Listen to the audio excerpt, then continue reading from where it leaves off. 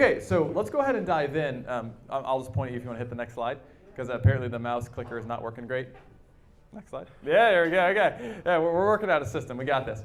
So when we started to think about this lunch and learn, we've done a couple in the past, and we always try to make them as effective for our guests as possible. We want to give great information, right? So one of the biggest pain points we heard from everybody we talked to was, I'm going to build a new website, but I don't want to screw up my traffic, right? Has anybody in the room undergone a website rebuild, a website redesign, a refresh, and had traffic go down, lost keywords, didn't perform as well as they expected, and spent a lot of money? Anybody in that boat? Unhappy people? Yeah, I see some nodding. We have a counseling group later. We can get together. It's okay. I have been there. Yeah. So a lot of companies don't get the results they're hoping for when they do a website redesign. And I apologize, this thing pops like crazy. So I will try to use as few P's as possible. But that's going to be hard. That'll be do a speech, but don't use P's. But that happens all the time. And what I want to talk about today is, one, why it happens, but then what to do to avoid it in specific details. Sound good? So let's dive in. So the very first thing, go ahead. So the very first thing that I want to talk about is SEO. So if you want to improve your SEO, I'll stand over here in case people are looking at this one. So if you want to improve your SEO, the first thing you have to know is you got to know how it works, right? You can't expect to have a website refresh magically improve this thing that you don't understand, right? Which is a lot of times what happens. So people go to a gym, they're like, I moved this machine around, I don't know why I'm not losing weight. Plus I'm so hungry after the gym, I went and I did a great job of eating that whole Chipotle, why am I not losing weight, right? So you got to do it right for it to work. SEO is the same way.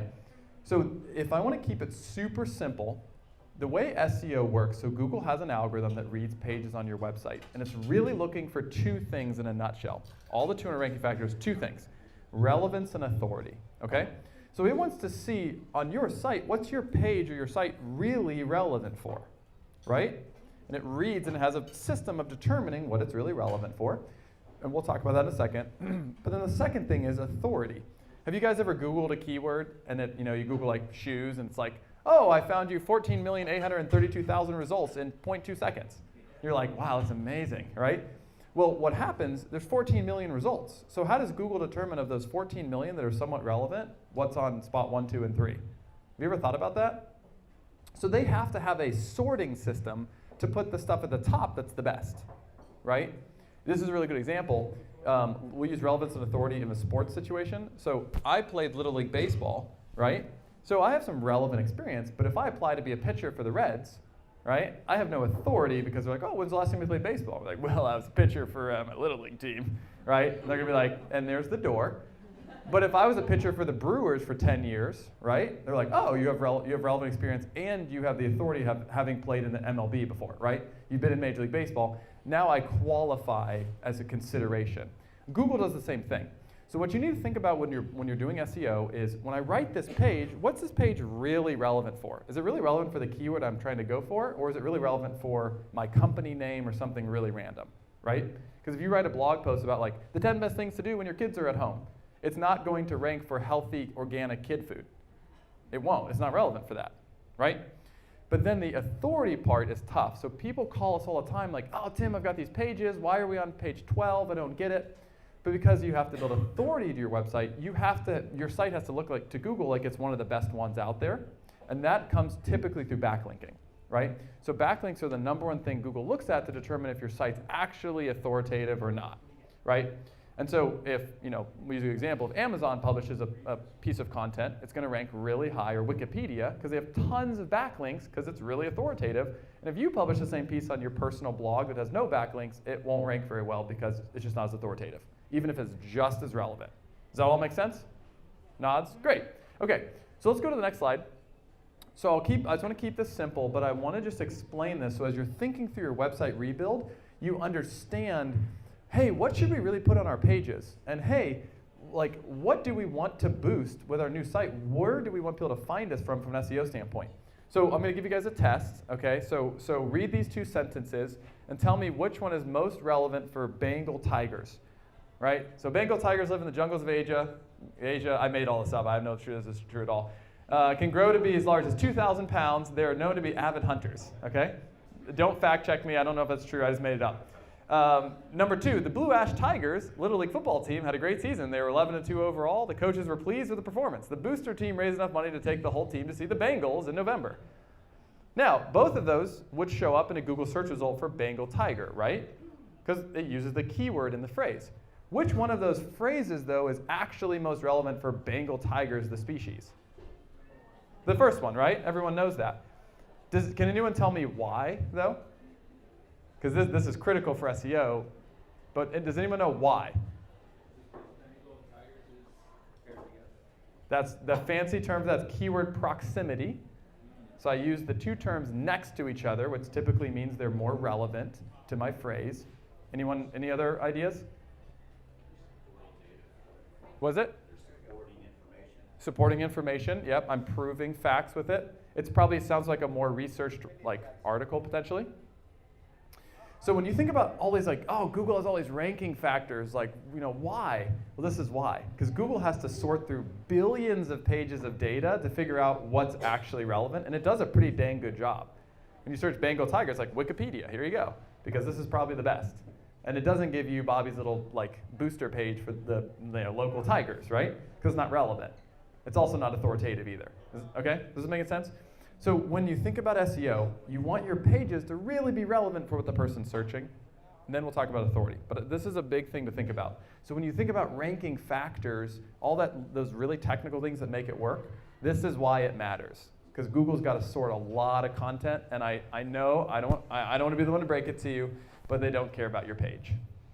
I know, we all think they do, but they don't. They care about making money, right? Okay, let's go to the next one. So when Google reads the page on your site, it's trying to determine what your page is most relevant for. And usually each page will it'll be relevant for 1 or 2 things. If you guys ever want to know, this new page I'm building on my new website, what's it actually really relevant for? You can go to Google Keyword Planner. Has anyone here used Google AdWords before or know about it?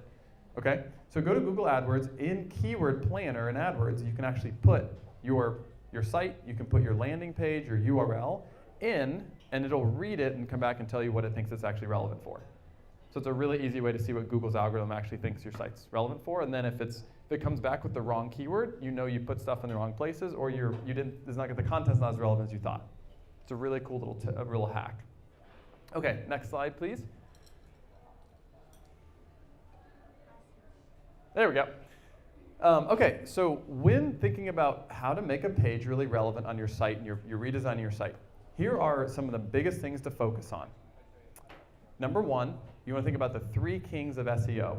So the 3 kings of SEO are putting your keyword that you're going for in the title tag of the page, the URL, which is the string that you put into the browser, and then the H1. And the H1 is the header tag. It's usually the biggest bold text on the top of the page. It's usually the H1.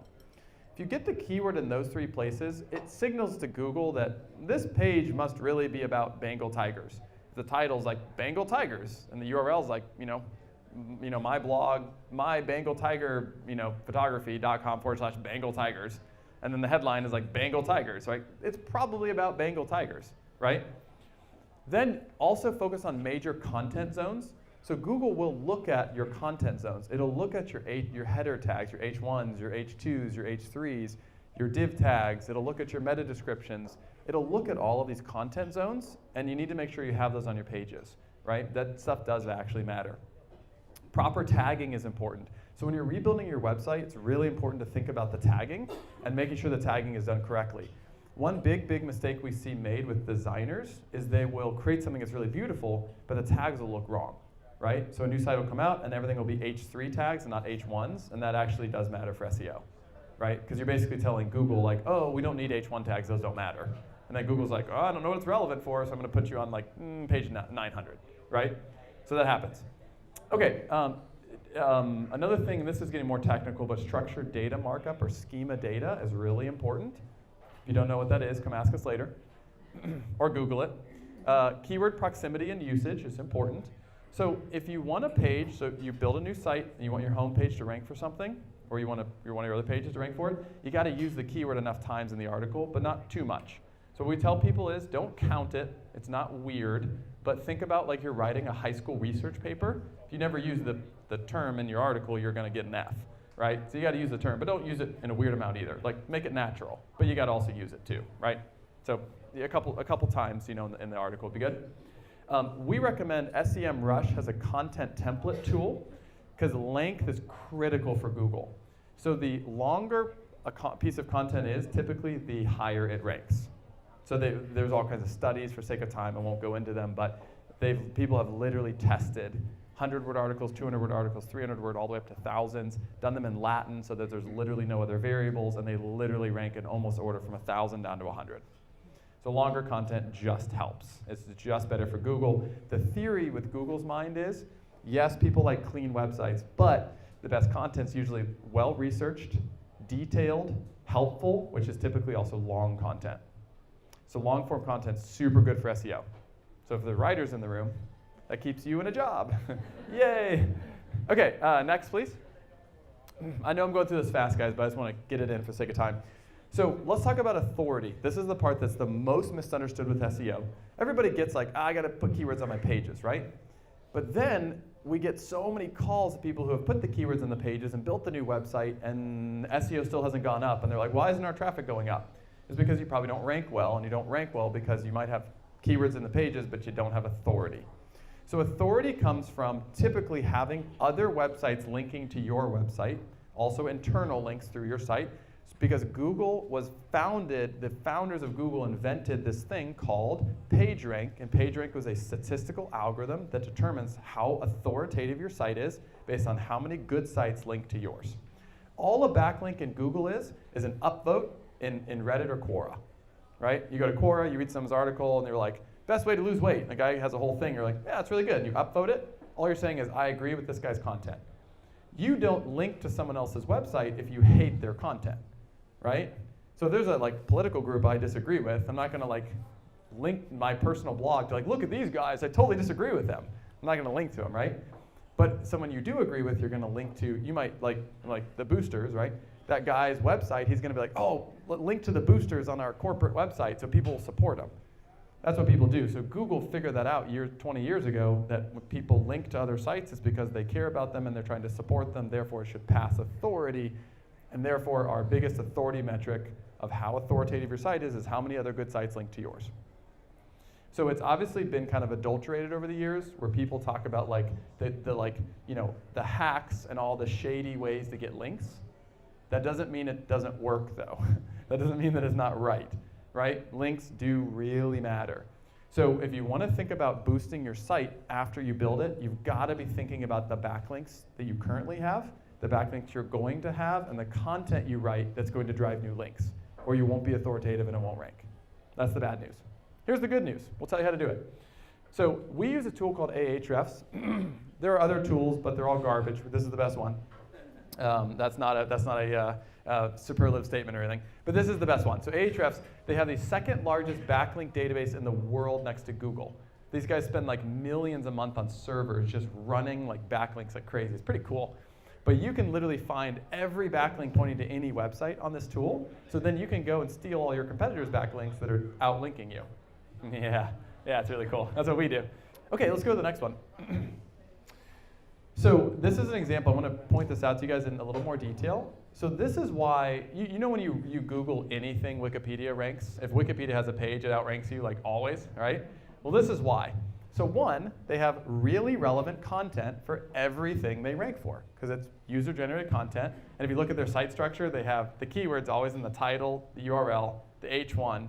They have a ton of content, it's long form, tons of internal linking. They're doing it perfectly.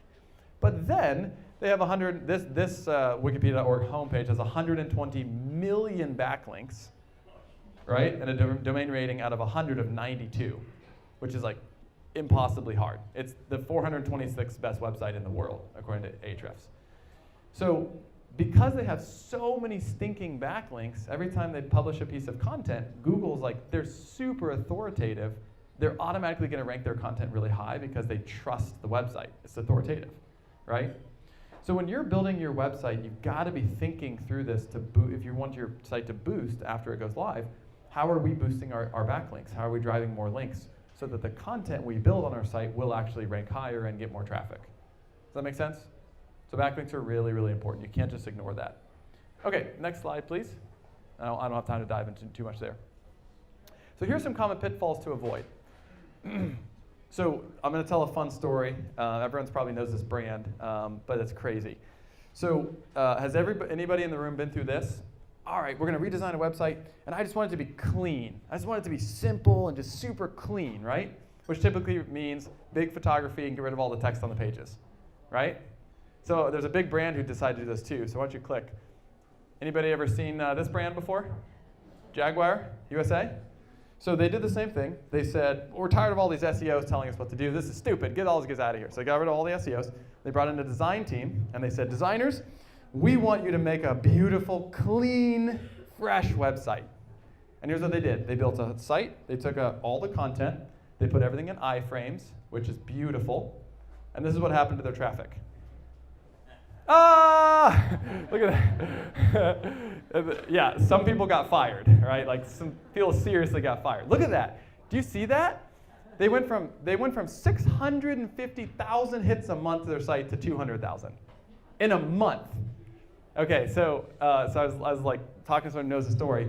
Literally, like the marketing team, whatever, this happens, and they're like, ah! They're like freaking out. Hair, like it's bad.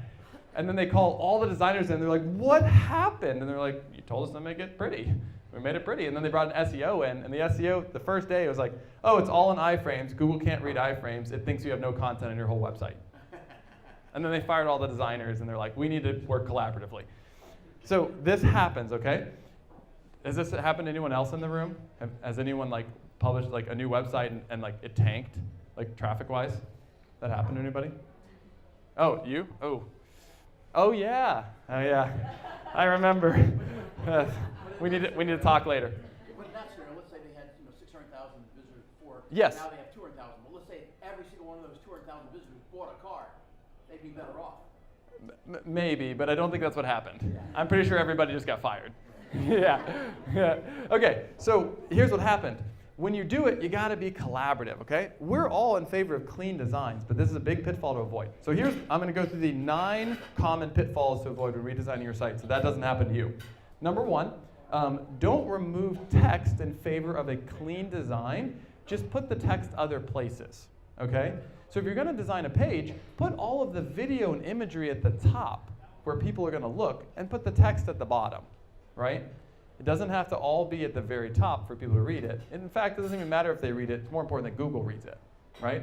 Because there's a better chance they're going to come to the top of the page, look at the videos, look at the imagery, read the top paragraph, and then decide what to do next. They're not going to read the full 1,000 words, but you need it for Google. It's important. So architect it, structure the page in a way where it looks really pretty, but don't take all your text away. You will kill your SEO. Number 2, don't get rid of old content that no one reads anymore. You want to know why? All of your oldest content is the stuff with all the links pointing to it, all the backlinks. So when you're like, no one reads our blog from 2012, we're just get rid of all that garbage. And then you get rid of it and the site tanks. You're like, what happened? You're like, oh, you broke all your backlinks that all pointed to the content that you didn't need anymore. So we recommend archiving that content, but keep it on your site. But archive it. Don't just drop it. Number 3 is using images and video over text. So just the whole idea of like, if we can say it in a video or image now, we're not going to put it in text. That's a bad idea, especially when you stop using H1 tags and things like that. Big mistake, we see that happen. Here's another big one. Don't change your URLs when building your website. When you change your URLs, you will break all your backlinks, and Google has to recrawl every one of your URLs, find out what it's relevant for. You will have a huge dip in traffic that will slowly come back, but you will really hurt your traffic. So don't change your URLs. Always try to keep them the same for as long as possible. Number 5 is breaking backlinks when you do URL restructurings. This is very common. We've had clients that say like they have all their product and service pages. Let's smash them all into just one page, right? We'll put a hashtag and have all of our products on one page. But then they broke every single backlink to all their other product pages and all their products stopped ranking. It's a really bad day. And then fixing it was even worse. So don't do that. Okay, next slide. Oh, that renamed from 1. Oh yeah, no, that's probably my mistake. Okay, so track existing. No, there should be one other slide of best practices. Oh, maybe it got deleted. That's okay. We'll go to the best practices. Maybe it accidentally got deleted somehow in the porting. There were 4 other common pitfalls to avoid, but they all relate to the same thing. Most of the time, it's 3 issues. 1, people change their URLs and break their links. 2, they get rid of all their text, so they don't add text to the site. Or 3, it's some combination of, in efforts to make it mobile and clean, right? They change the structure so much that they break a lot of what's already there. So we don't recommend that. So here's what we do from a best practice standpoint. Number 1, use Ahrefs and Google Search Console to track your current rankings before you rebuild a site.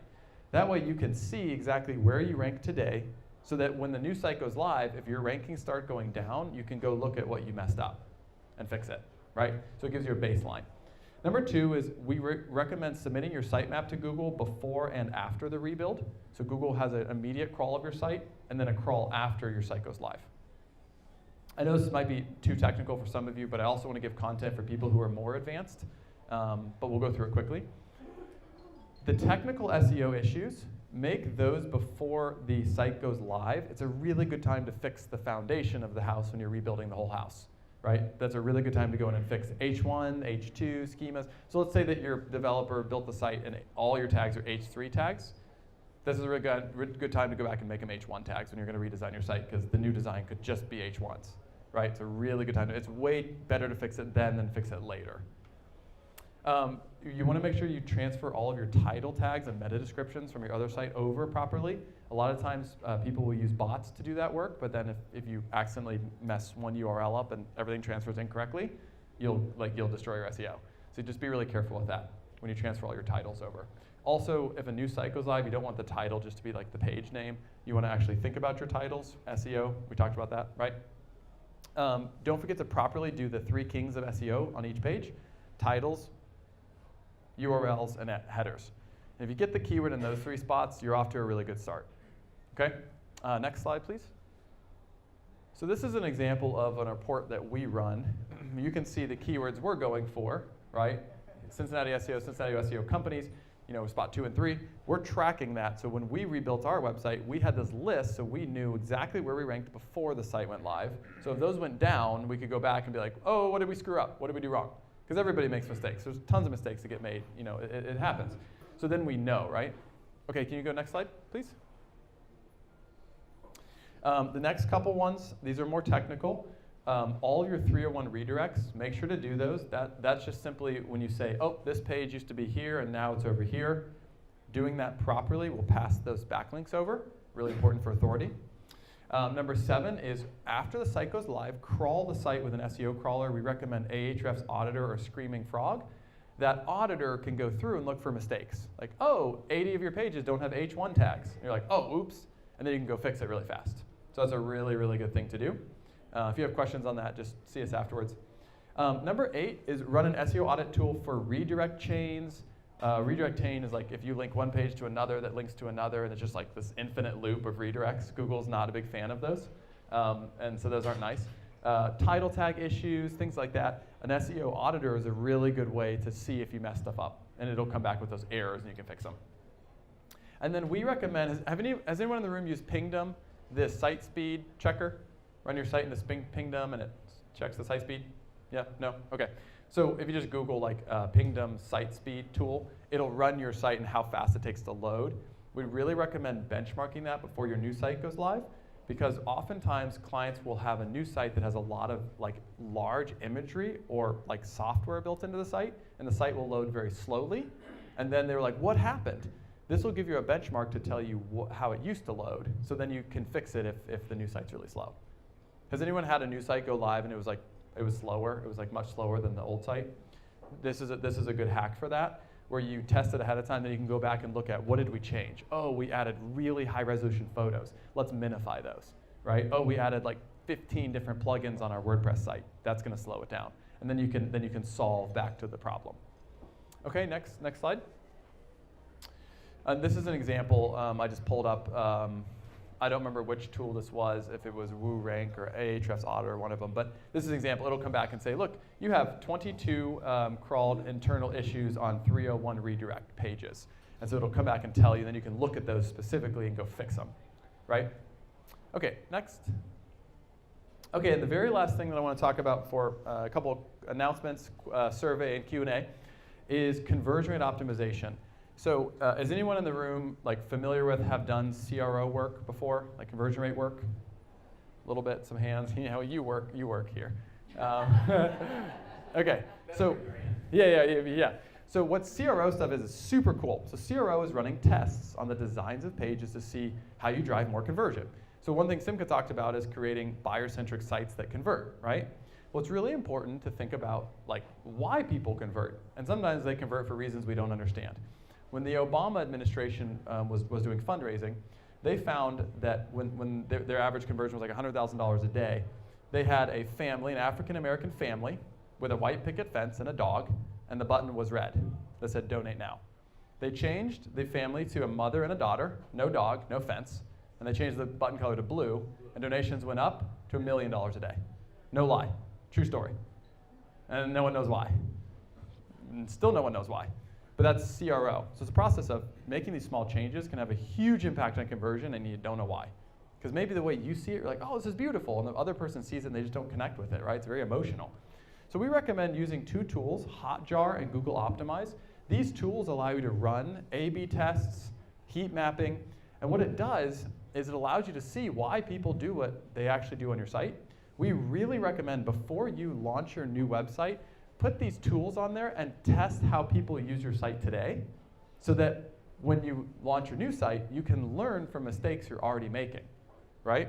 So if you look at your current homepage and you find out that no one's converting on the button, but then you watch their mouse move and they can't find the button, you're like, oh, maybe we should make it bright red and flashing. Don't make it flashing, but, right? It's like a little GIF, it flashes. It's like, click me, right? You're like, that was like 1990s. But maybe you should make it bright red, and then conversion goes up. Then you know with your new design to always have your calls to action on the right-hand side with a red button. Does that make sense to everybody? Like, make the mistakes on your current site and learn from them before you build your new one, and then remake all the same mistakes, right? Okay, can you click next?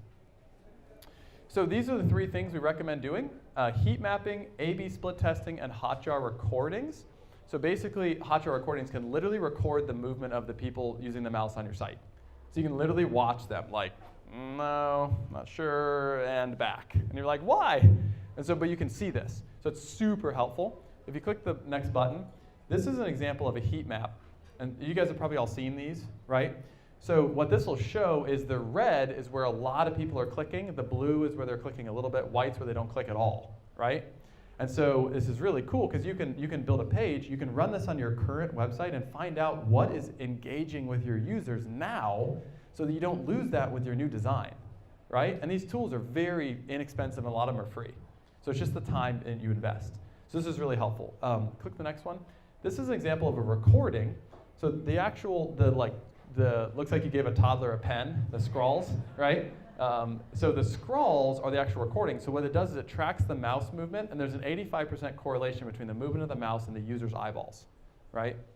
That's been studied by somebody. And so, it wasn't me, but somebody studied it. And so what you find is you can get an idea of how their eyes are moving around the page and why they're looking at what they're looking at. So we would recommend running this on your current site, test this, learn from the stuff you're doing wrong, fix it, then build your new site. Cool?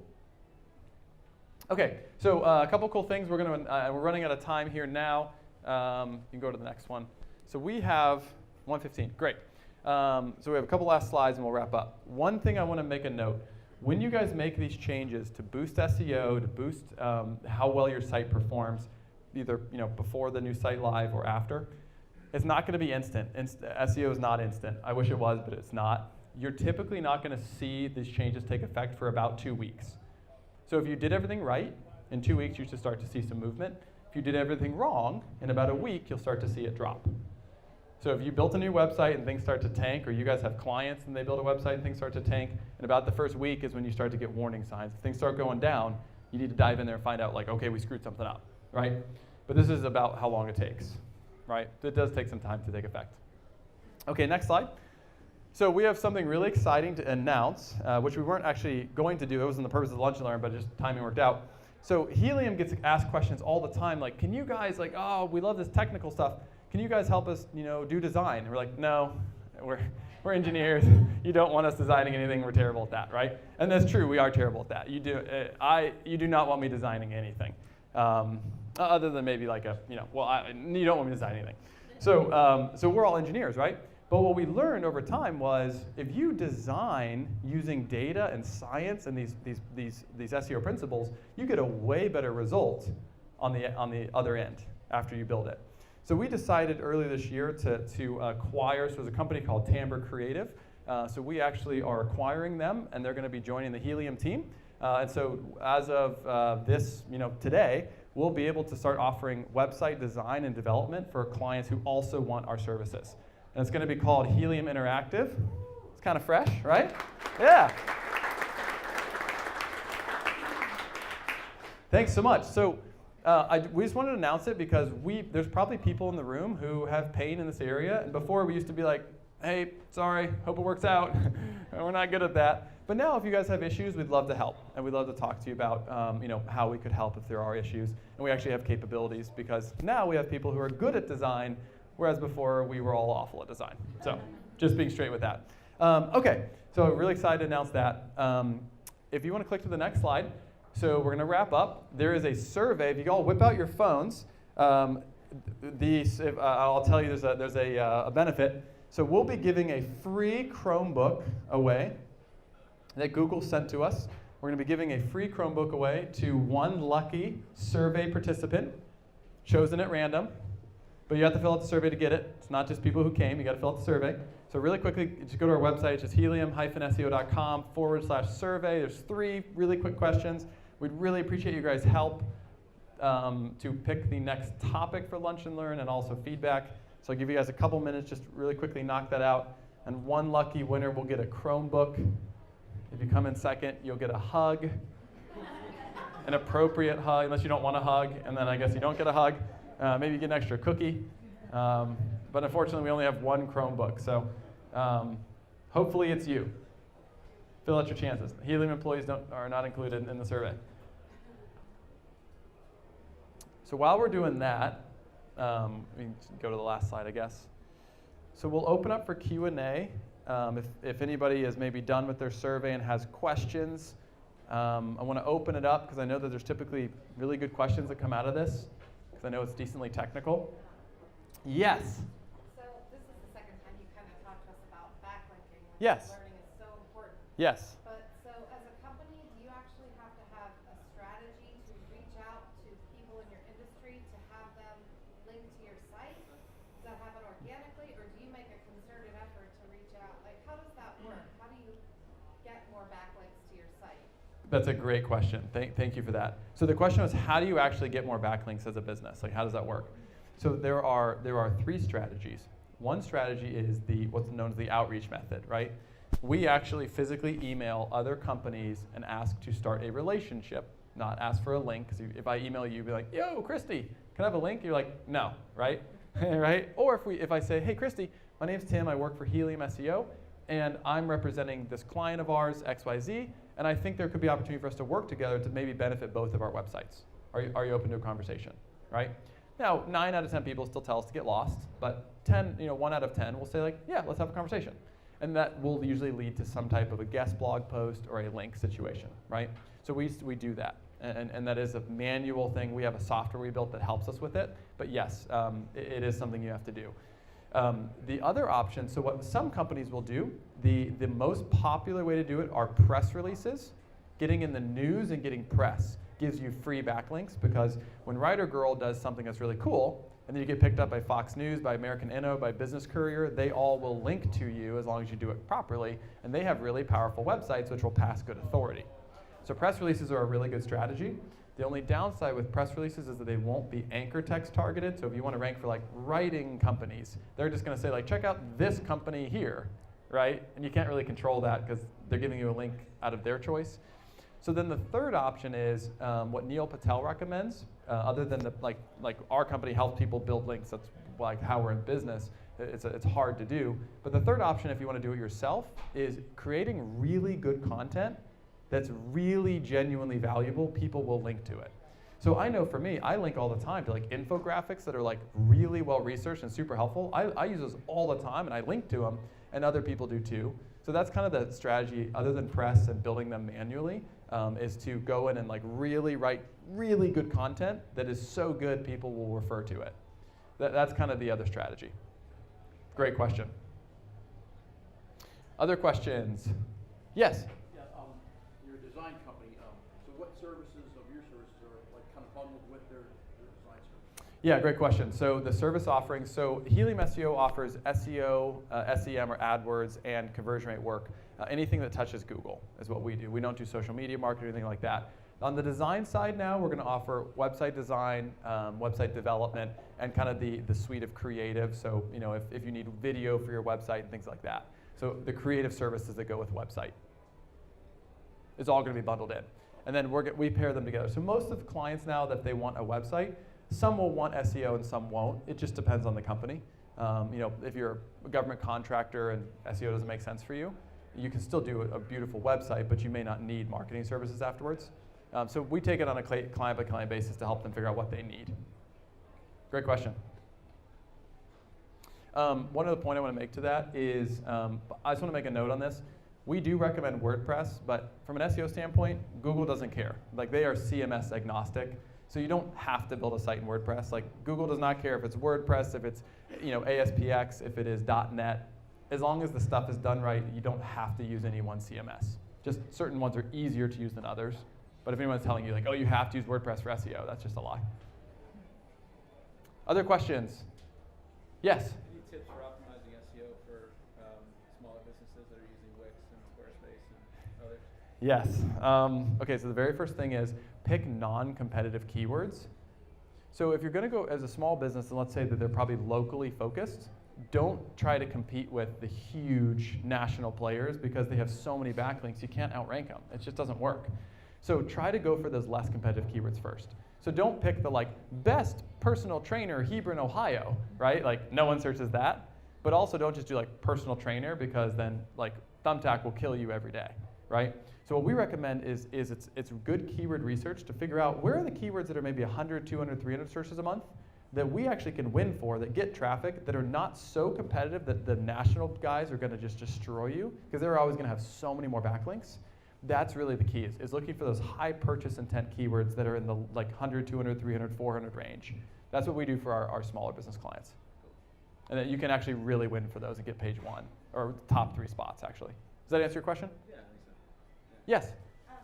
I work for a very niche, B2B industry, and a lot of the keyword research that I do seems to not be on the radar. So Yeah, there's no searches for it. rush and, Yes. Like the people that are making these decisions are searching for things. And Yeah. they are purchasing. They're spending money. Yes. But it feels kind of like it's not worth it to even do SEM rush or all that kind of keyword research. Because there's so little search volume. Yeah. Is that valid? Yeah, and is your question should we be doing something different? Yeah, am I wrong? That just seems like there's no way around it, and I've kind of beat myself over the last few years. Right. It was just the search words that I was trying to look for, but I just don't think it's out there. Yeah, no, what was your name? Jenny. Jenny. I've met you before. So that's a really good question. So could you all hear her? Her question was, we're in a really niche B2B space. There's just not a lot of search volume, but should I be doing something different? Should I be doing other keywords, like buying these softwares? That's a really good question. And I'm an SEO guy, and I'm going to tell you, SEO is not for every business. It doesn't work for every business. There's a couple reasons why. One, there are businesses that are just so niche that there's not search volume, or there's less than 10 searches a year, and it's just, you're not going to get much from it, right? There's also businesses with SEO that are so complex or so complicated that just SEO doesn't work for that because people can't buy it online, right? Or I use the example of a government contractor, like General Dynamics. We could never sell to them because what are they going to use SEO for? They're like, we have 3 clients, the Marines, the Army, and Russia, right? We don't need more clients, right? So we call them and they're like, please stop calling us. And we're like, we're going to stop calling you because they can't do SEO. It doesn't make sense, right? So there are definitely businesses it doesn't work for. What I would say though, we do have some clients that are super ultra niche, they have maybe 30 businesses in the whole world that can work with them, but they only have 10 of those clients, and they want to be visible and they want to be seen. I would still say if people can buy it online, you should do some SEO and rank for some keywords. It's just whether or not how much you spend on it, because make the ROI work. right? So I wouldn't go and buy the enterprise license for SEMrush. If your searches get 10 searches a month, I'd borrow someone else's login. Right, you almost have to do that. And that's what I would do. I'm just telling you. Yeah, that makes sense. Yeah. Someone here can sell you it for $10 a month. Yeah. The content is still being searched in general. Yeah. It's just not the service specific stuff. So yeah, that makes sense. So what we always tell people, Jenny, is it's got to be ROI driven, right? Like, you shouldn't do SEO or SEM unless you spend $1 and you make 3 or you make 5 or you make 8. And so if you look at like Ahrefs and SEMrush, and these tools are going to cost you $500 a month, then you're going to do SEO work and content creation. Now you're spending $1,000 or $2,000 a month, and you're going to sell $3,000 a year from your website. Don't do it. It's not a good ROI. But if your clients spend $100,000 with you, it's worth doing SEO for 3 years to get 1 client. You should still do it. It should just be ROI driven. Does that make sense? Great. These are great questions. Any other I mean, I'm here all day, so I don't have to leave. I know other people do. But do you guys other questions or like burning things? Yes. One of our biggest challenges is our database. We haven't talked a lot about database, but prior conversation about segmenting and personalizing. Yes. So we've been in business a long time ago. So we have thousands of people in our database. And when they come in, you're kind of challenged between how much do you ask them to fill out versus Right. making it easy and Right. just asking for an email. Yep. So any database best practices that you guys Yes. So there is a Mech Labs. Mech Labs was given a $22 million grant by, I don't know who, I always like to say Russia, this is a joke, but I don't know who gave them this grant. But Mech Labs spent $22 million in grant funding to test website conversion, best site designs, and they tested form fills. And what they found was the optimal form length on a website is 3 blanks. Whether it's name, address, phone number, name, zip code, blood type, whatever you want to ask, right? But 3 blanks. Over 3 blanks, typically each blank over 3 decreases your fill rate by 50% per blank. So let's say your rate was 100% with 3, it goes to 50, then it goes to 25, right? Then it goes to 12.5, and it gets small really fast. No one starts at 100%. People start at 5%. So it goes from 5 to 2.5 to 1.25 to 0.3 really fast. So what we always tell our clients is if you possibly can, do 3 blanks. Some clients won't do it though because they're like, their sales team's like, I don't want like Bob Smith at me.com and this fake phone number. I don't want that crap in my CRM. Like I want his household income, his kids' names. I want every detail so that when I call him, he's a qualified lead, right? So what we tell is try to balance it. So I would ask you guys to say, if it's your sales team that's like, I don't want these like super like really little data. Try to make the required blanks things that help the sales team qualify, right? Like maybe it's how big is your company, and they have to drop down like 0 to 5 million, 5 to 10 million, whatever. Zip code or company name. Maybe they have to give a business name or a business email so you know who it is. So try to be really strategic about the blanks, but try to keep the blanks as few as possible. But then really think about which blanks will help you convert sales. Yeah, I don't know how that goes back to the personas though, because personas are very specific. It doesn't help you take your database into the persona world, which is the ultimate challenge. Oh, I see. Okay, that's a really good question. Let's talk offline about that because database management is not my expertise. We're really good at getting people into your database. Then what to do with them is a lot more around Simca's world on the email marketing side, and how you market to that database is kind of a different story. But that's a great question. Other questions? Yes. Now, how about, like you're saying, 3 boxes? How about like if you had maybe a half a dozen check boxes? Is that, is there equivalent like that? Yeah. Check box equals 1. Like would you have 2 fill-in things and then maybe half dozen check boxes? Is that equivalent? Paul, what do you think about that? I would guess to some degree, but I wouldn't know the specific numbers. I do think so typically it goes, the easier it is to fill out, the more likely someone is to do it. So checkbox is always easier to click than a form is to fill. Right. So I would think there's some relationship. I don't know the specific numbers though. Paul's our CTO, by the way, so he has the best chance of knowing that information. Yeah, that's a good question. Yeah, it is about ease of thing. There's 2 things on contact forms. I had a meeting this morning, we were talking about it. And they said the longer their contact form got, the more people filled it out, which is counterintuitive. But there's also one other thing, which is trust. So how many of you guys have gone to a website where it's like, free pet meds, only enter your email, and you're like, yeah, I don't trust you, right? It might have been real, but you're like, nah, you're probably just going to email me like, you're going to subscribe my email like 900 things. I'm not giving you my stuff. And you hit like the back button, right? So there's also that factor of trust. So sometimes when you go to the thing, it looks like a patient portal, like to your doctor, and it's like name, email, blood type, phone number, credit card information. You're like, geez. But then you like trust that it's real, right? Kind of a thing. So there is a trade-off of, does this look trustworthy, or is this like just email? And you're like, oh, really? Just email? I don't know. So humans are weird, right? Like we're emotional creatures. So logically, the fewer blanks makes sense, but also we have to trust it. And that a lot of times the design of the site will make us trust it, or how many times we've seen the brand. So that all goes into it. It's a good question. Okay, we'll take one other question that I know we need to wrap up.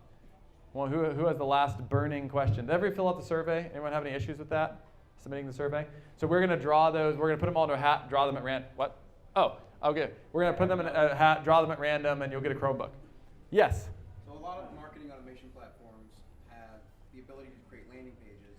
Yes. But they're on subdomains. Yes. How does Google rank those, and do they relate it to your actual domain, or is it treated as a standalone page? That's a great question. Great question. You should get a cookie. If there's extra cookies, he should get a cookie. Great question. So what was your name?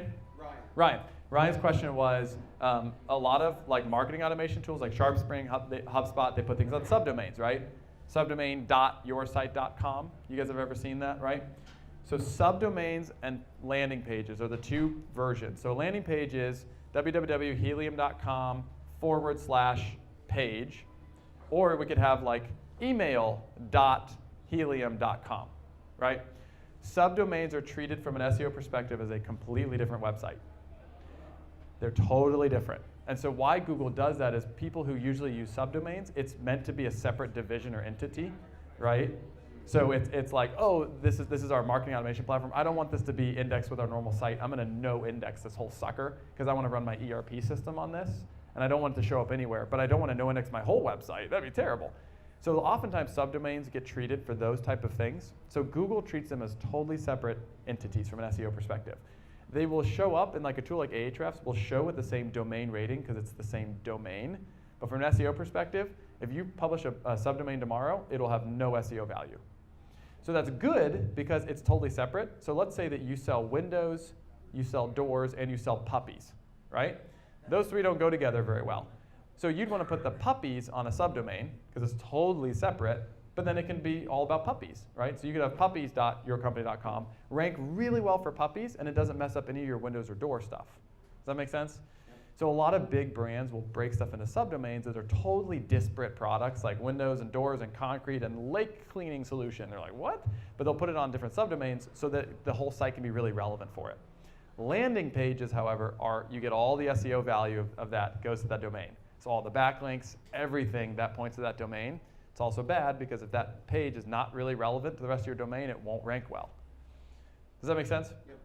So when you think about SEO, what I typically say is if this product is directly relevant to the rest of your website, make it a landing page. Make it a page on your site. If it's a subdomain, it should be something that's really not relevant to the rest of your site. Also like the HubSpots and things like that, and we can talk offline, but it depends on how they're set up, if they're no indexed or no followed, or robots.txt is turned off. So all that kind of stuff can happen too. But generally, if your content's hosted there, the most important thing is to backlink it back to your normal site. As long as you interlink the two, you'll pass most of the link juice. But if you don't do that, they'll be totally standalone pages and won't rank as well. Cool. Does that answer your question? Yes.